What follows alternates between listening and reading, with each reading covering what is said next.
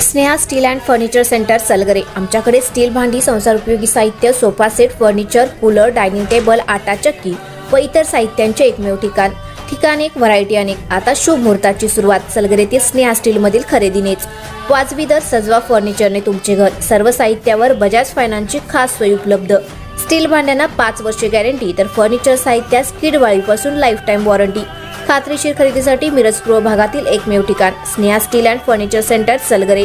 आमचा पत्ता रवींद्र वसनिकेतन शेजारी सलगरे। संपर्क 90 96 25 91 38।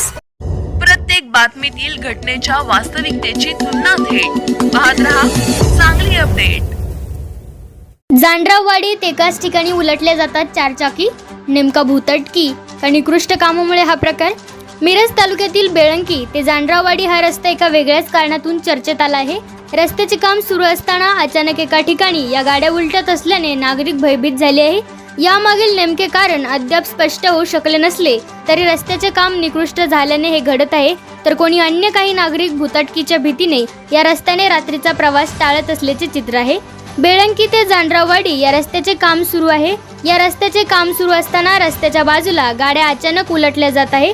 यामध्ये काही वाहनधारक हे या रस्त्याचे काम अतिशय निकृष्ट दर्जाचे काम सुरू असून साईड पट्ट्या नसल्याने येथून गाड्या उलटत जात असल्याचे सांगितले। तर आतापर्यंत 4 ते 5 4चाकी वाहन या रस्त्यावरून उलटले आहे, तर 5-6 दुचाकी स्वारांनाही या रस्त्यामुळे दुखापत झाली आहे। या रस्त्यावर डांबराचे प्रमाणही कमी असल्याने या रस्त्याचे काम सुरू असतानाच ठिकठिकाणी खड्ड्यांचे साम्राज्यही निर्माण झाले आहे।